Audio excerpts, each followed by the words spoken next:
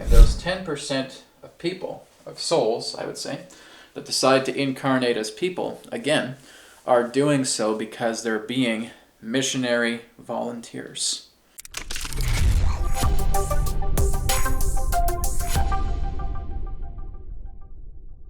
Hello everybody, Brad Johnson here, and in this video I have a very important topic that we are going to discuss, and that topic relates to remembering your soul.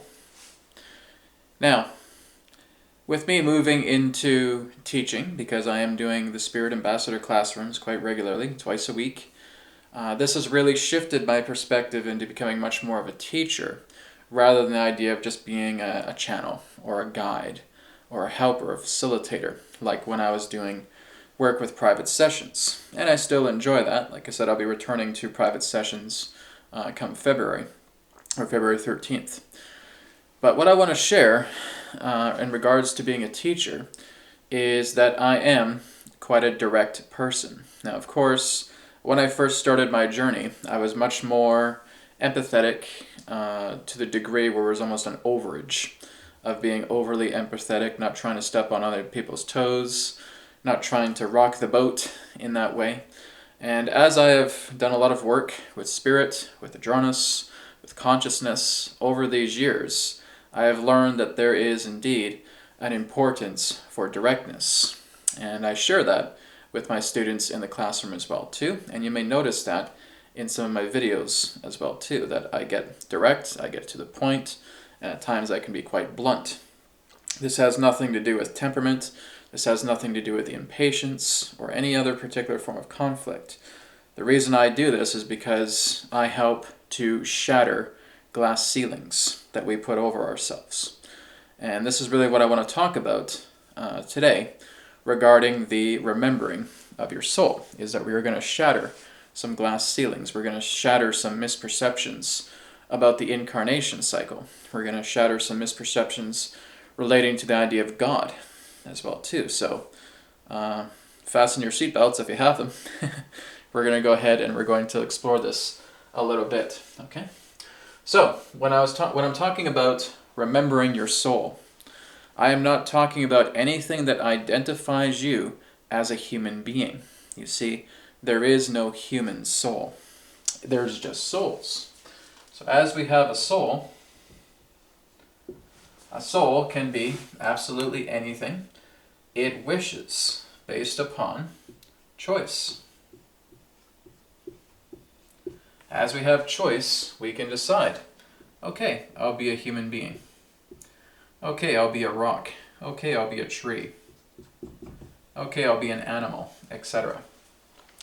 The soul is all things.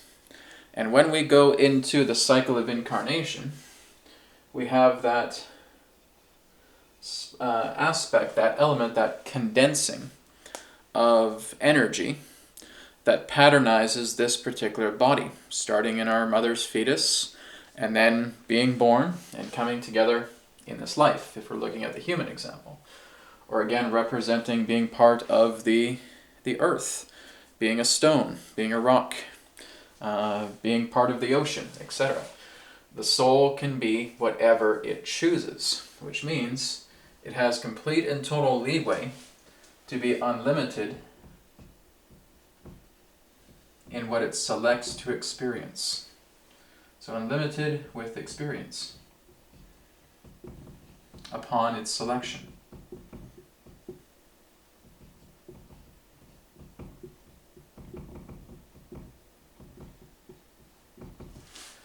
And that is the soul. This is what God has given us. God has given us this universe, God's mind. Coming into this universe and understanding more about how God operates by looking into the perceptions about what is available to us, which means everything in this universe is available to us for us to explore, for us to encounter, for us to incarnate, for us to understand, for us to scrutinize, to palpate. And that really is the nature, because I am talking to hopefully just a human audience, that really is the nature of what it is for you to be a human being. You are here to explore. You are here to look at the dark and the light. You are learning how to be a God in training. Because there will come a point through your state of evolution, however long that may take, we really can't say, where you will have your own universe. And you will be able to create everything like what is within this universe. You'll have your own creations. You'll have souls spawned from you as being this great soul, and souls being spawned from you into this universe, basically a countless number, and having them incarnate and experiencing absolutely everything that that soul experiences. It's like looking at a hive with honeycomb cells, right? And you just look at a near infinite number of these cells, and there's lifetimes, there's souls having their experiences. You'll be able to experience every single one, right? So here is God, and here's you working below God, beneath God, with your own universe, having your own experiences, right? That is happening. That is going to happen. Really, in the noosphere, it's happening right now. We just haven't been able to align to a thought that is that vast, because that's all this is.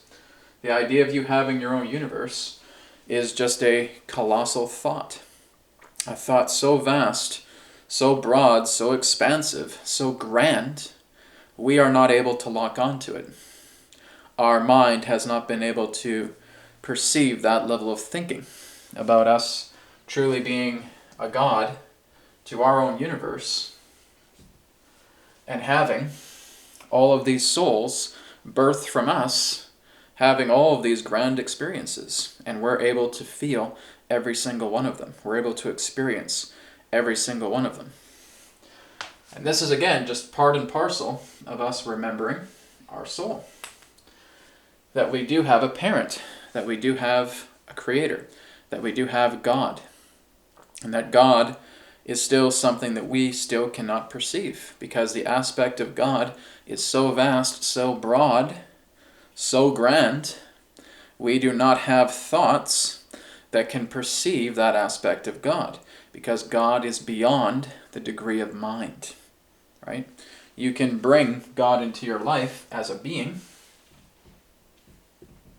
and you can have a relationship with God, but the true connection of relationship doesn't revolve around the idea of the mind.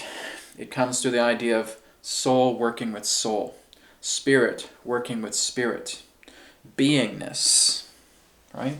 Working together in the state of being a being. That again surpasses the mind. But Brad, what about incarnation? What about this whole game of incarnation that we're playing here? What about the earth? If I don't get something right this time, am I going to have to come back? Nope. And I have talked about this before. Again, as we're seeing the earth, kind of weird continents here, but as we're looking upon the earth, when we decide to incarnate to such a planet, it is by choice. Okay? It is voluntary. There are many souls who have had incarnations upon the earth, going back through a state of history. And I would say about 90% of them at least will never, ever touch this again. About 90%. There's about that 10% that decide to come back. And those 10% of people, of souls, I would say, that decide to incarnate as people, again, are doing so because they're being missionary volunteers. Because at any particular point, you can come back to the earth. There's nothing that's going to stop you. You can decide to have another lifetime. You can decide to come back and run a successful business. You can decide to have a family. You can decide to have more sex. You can decide to have more food. Nothing's going to stop you, right? Nothing is going to tell you, oh, no, no, no, no, no, you can't do that. You can't go back here. Not going to happen. Who's going to tell you that? You're the only one here, right? So, in that understanding, we have to remember that coming to Earth is a voluntary process. It is voluntary. It is not mandatory, all right? This is what we have to kind of get through ourselves, because we will look into many New Age circles or spiritual circles and say, oh, if you don't get something right this time, you're going to come back to Earth. Who's going to make you? Who's going to make you come back to Earth? Nobody. It's all your decision, right? Some of us do decide to incarnate again because we want to be with family. Again, we want to start a business, we want to have sex, we want to eat food, all in this physical way, and that's available to you if you want. But even if you decide, for example, that you leave this earth and you do decide to incarnate again, it is not going to be the same earth that you left. It is going to be a completely different earth. Okay? That earth is going to be completely different. I'll just put a capital E here for earth. And it's going to be a different earth. Why is that? Because our universe is all about change. It is all about a dynamic. And you're changing all the time, every single moment that you exist. As soon as you leave this plane through form, you go beyond form, you transcend it, and you decide that maybe a few years in the spirit world pass, you decide to go back to Earth.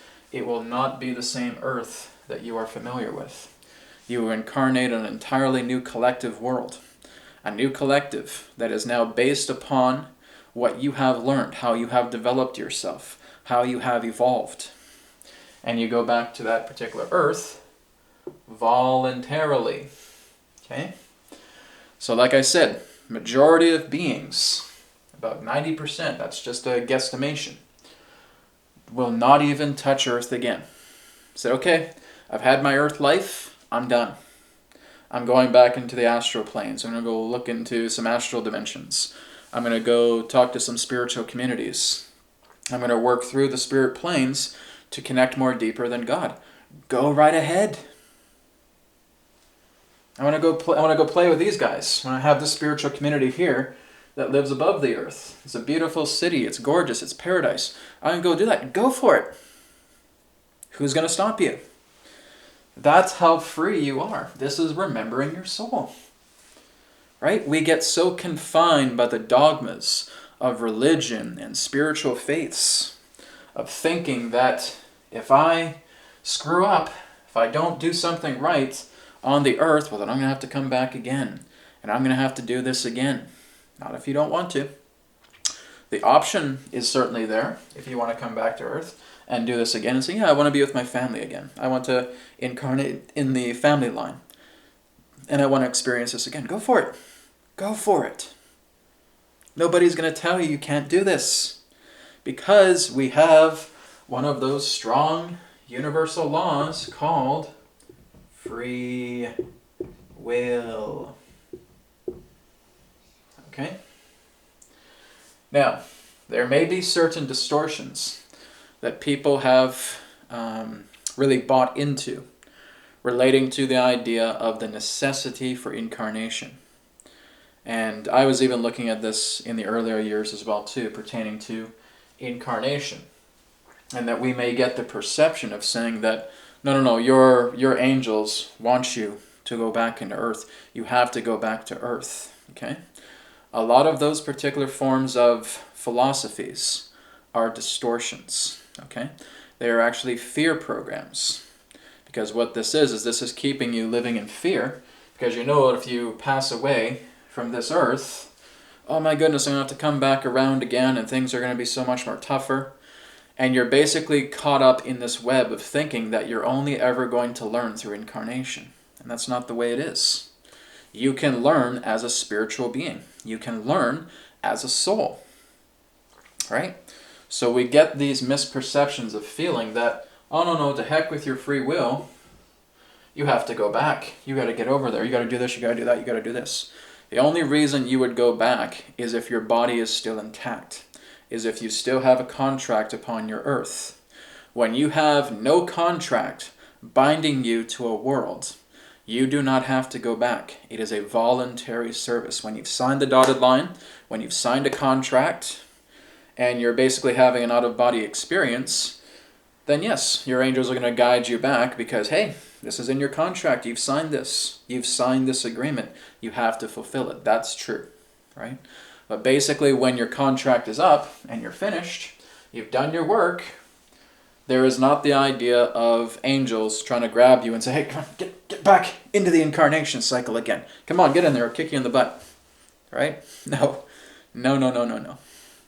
If you do not have a contractual agreement to return in regards to voluntary service on the earth plane, you do not have to go back. Okay? And I can almost feel some of you going, oh my God, Brad, thank God. That's a relief. I don't ever want to come back to this planet again. You don't have to. All right?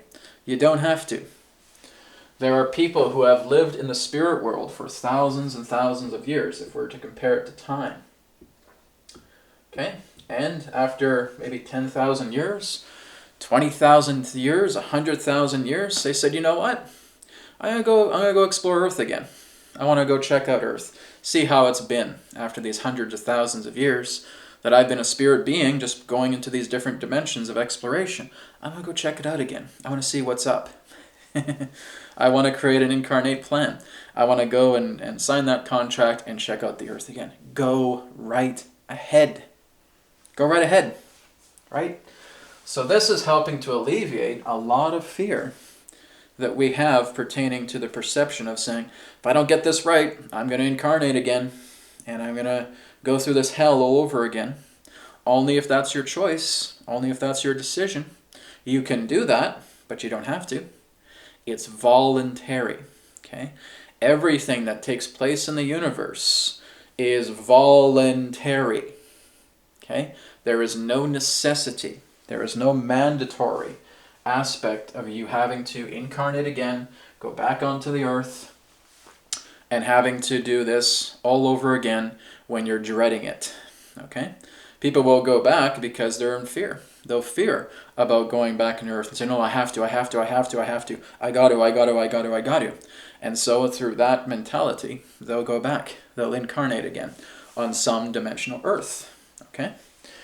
But the reason why there's so many volunteers, really again, looking at the 10+%, is because there are helpers. And these are wise beings that come down to the earth. They remember a great deal of this incredible universal knowledge. They're assisted by Spirit, they're assisted by God, and they come upon the planet and they help people. And they're helping to get them out of this rut. Okay? And every form of generation will have a certain number of helpers coming together based upon a state of a cycle's condition. Okay?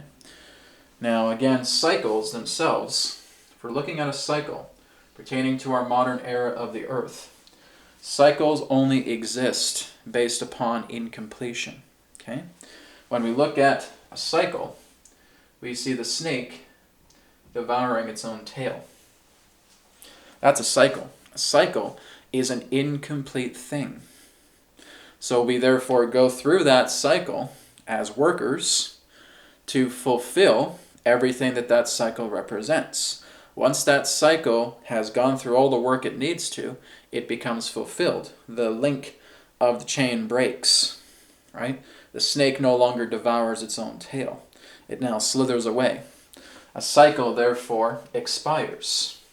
And now, just like clockwork, other cycles start to happen. So again, there will be specific cycles, just like the cycle we're going through right now, is that through the aspect of linear time, we're getting an understanding about the work that we're here to do. And we're commencing that work, looking at it on a linear basis. Are we able to see that aspect of cycle reach completion? Absolutely. Some of us just can't align to such a grandiose thought. Okay?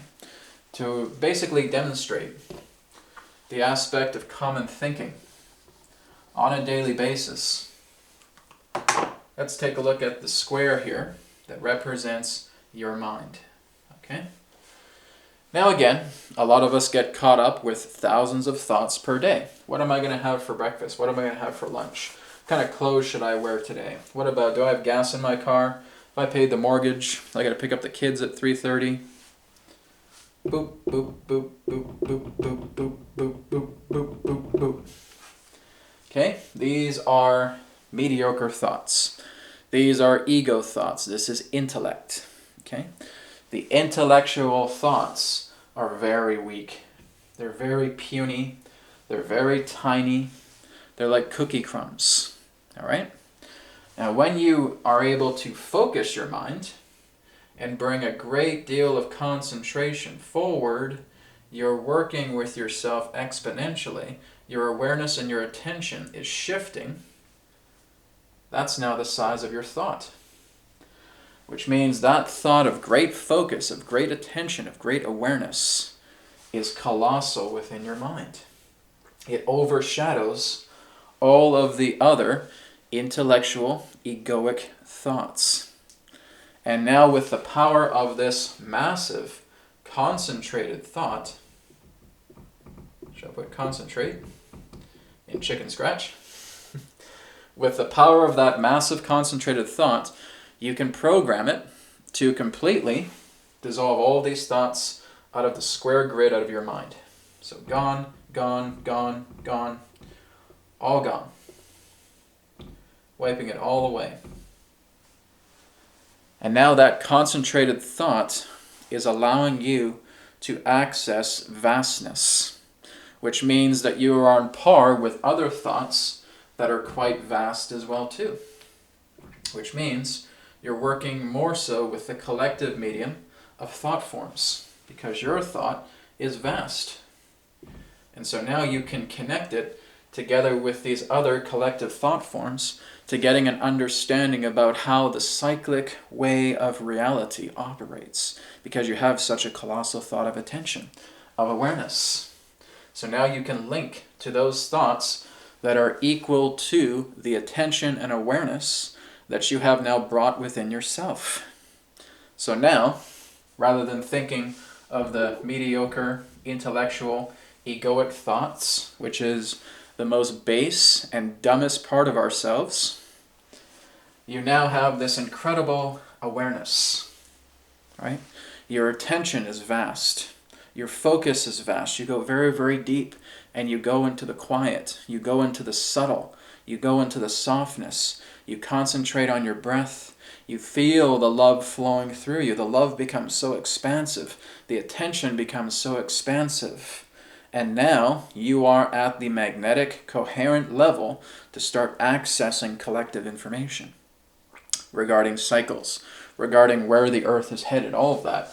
You'll be able to tune into the broadcasts because your vastness of focus is now completely in sync. It's simpatico with the idea of all these collective thoughts that operate on a much more heightened, broadened frequency. This is remembering the soul, right?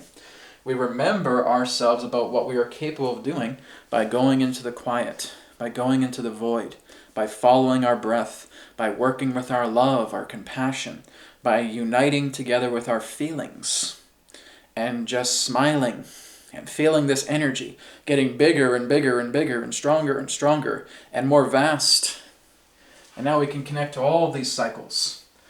I now know exactly what is the destiny for us on a collective level. Have I been there? I have, right? And again, that requires a great amount of focus.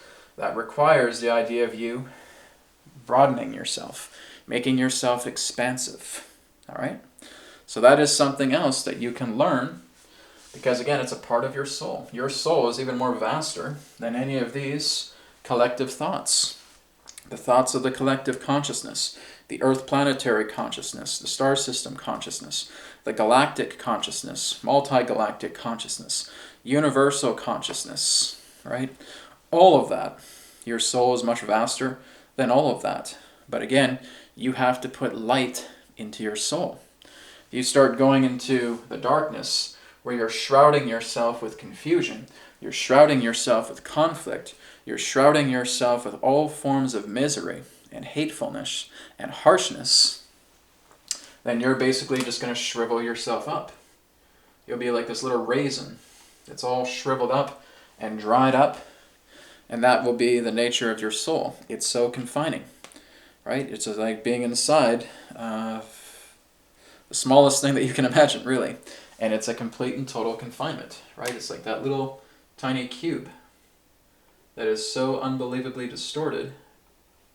You know, even the walls are falling apart. Everything is in a state of decay, okay? So again, in order for us to uplift ourselves, we need to feed the light of ourselves through our soul. Our soul is now bringing in all of this light, all of this harmony, because we're in alignment with it, which means we can take in a great deal of soul energy, a great deal of soul information. And now we can make our presence, our awareness, as expansive and grand as all these collective thoughts, and we can now look at all of the intel pertaining to the cycles of the earth, about where we're going, where we're headed as a race, what's ahead for us. And these actually become certainties, because what we're doing is we're looking at the map, we're looking at the blueprint of where our cycle is going. It's exactly what Thoth has done by building the Giza Plateau complex and having the pyramid timeline that someone like John Van Alken was able to discover, to realize that our entire timeline relating to this cycle, leading up through this entire modern age, right up into 2038, 2037, is available to us, and with pinpoint accuracy is able to predict every particular type of major event that we've encountered and have yet to encounter, right? That happened because Thoth was able to make his presence so vast that he was able to look at the blueprints, okay? And this is where psychics are somewhat confused. So how come, someone like Edgar Cayce was able to go in so deep and had such great accuracy and foretold a great deal of powerful events? How was he able to do that? He did this. It's exactly what he did. Rather than focusing on the intellectual ego thoughts, you clear them away. Because now you're this presence. Your presence gets vast. Spirit bonds with you and accentuates your broadness, your vastness. And now you can look at the book of life in full scope. You can look at every single page uncovered. That's remembering your soul, is remembering the vastness of your focus, of your awareness, of your subtlety, of your ability to surrender, of your love, of your compassion, of your joy, of your heartfulness, of your soulfulness. That's how this can be done, right?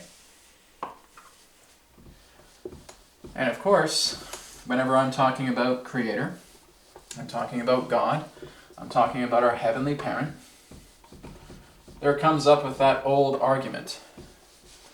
Well, okay, Brad, right? You talk about the Creator, and how is it that the Creator allows us to suffer? How is it that the Creator allows us to go through wars on this planet? How is it that the Creator allows us to become impoverished? Because the Creator didn't create any of those things. Mankind created suffering.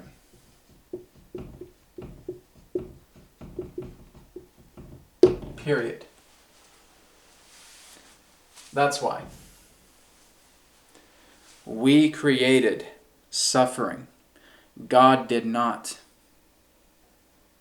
What do you mean, Brad? Do you remember what I said? That God does not align to anything pertaining to lack. But we do.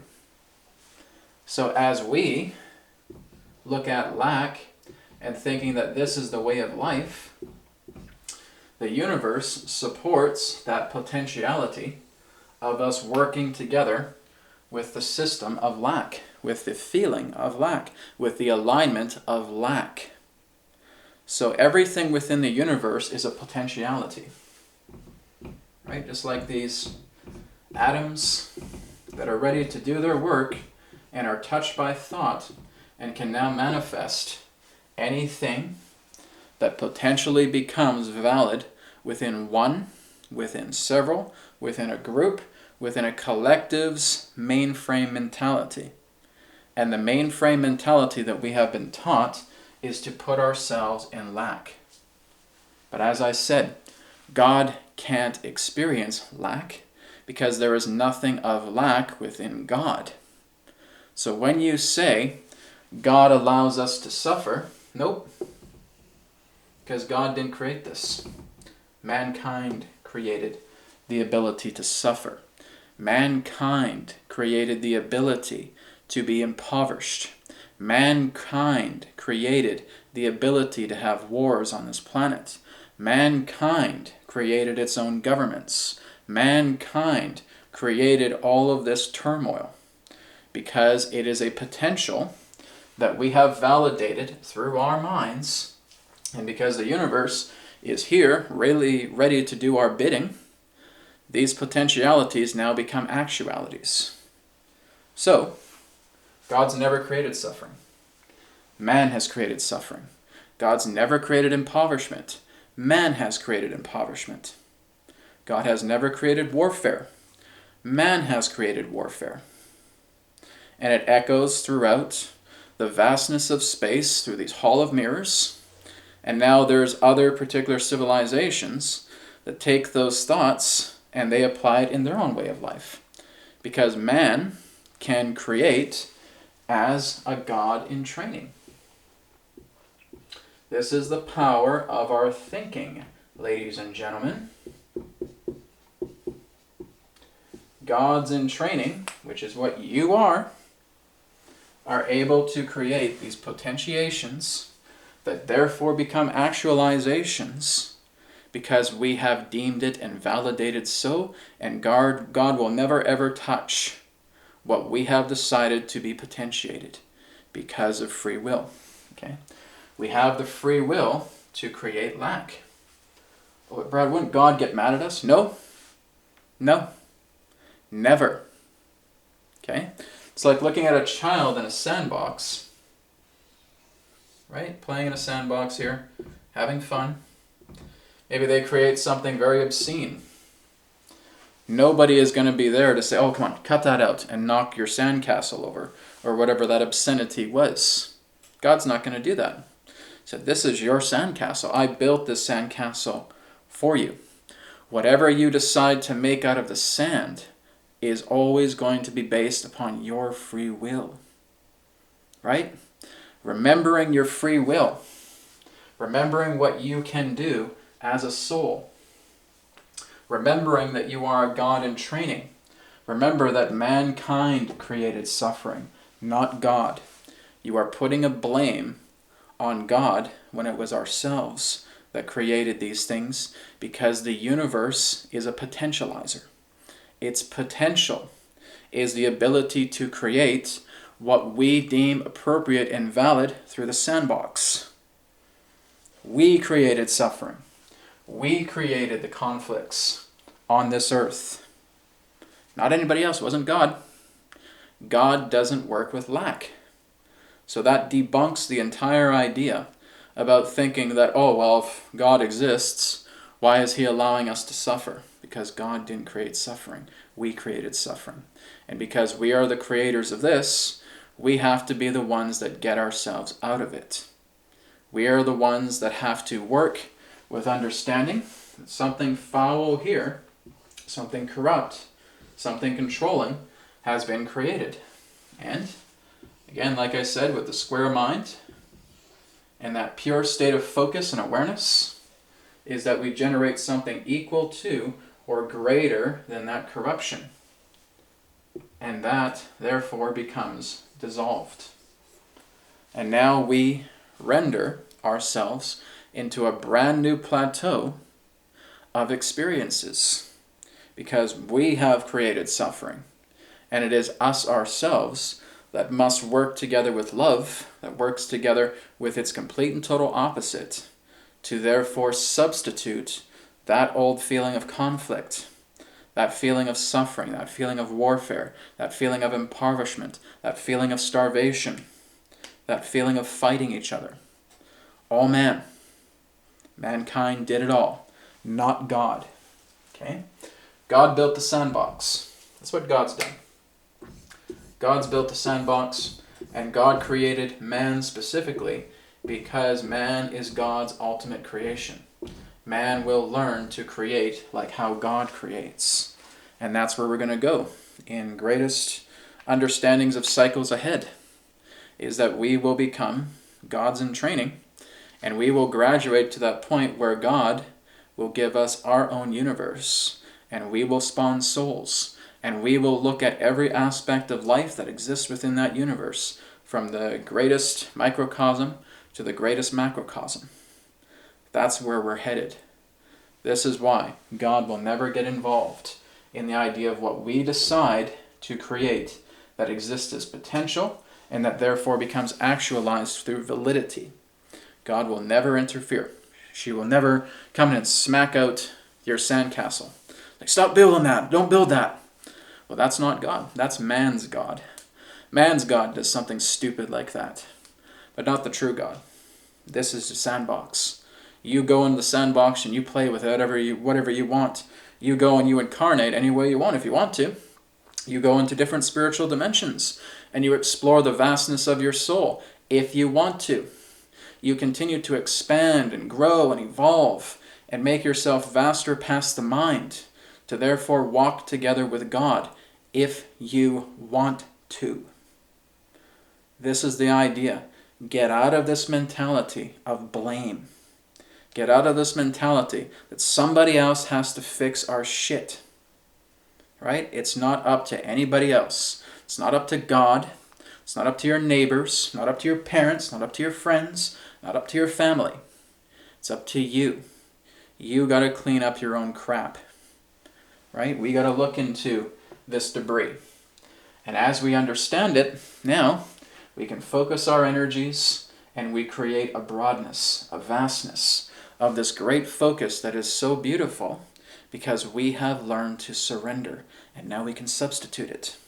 We substitute that old feeling and it becomes completely and totally dissolved. No longer within our reality.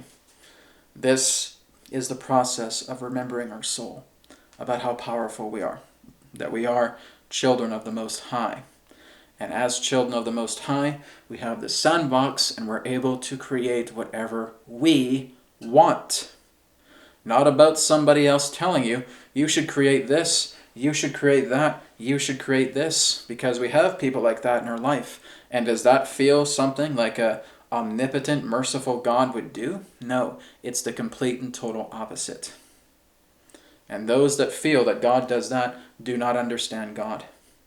You do not understand the true nature of the Creator, because the Creator always allows their children to create, regardless of what it is. If it's something that you don't prefer, you're going to figure it out at some point or another.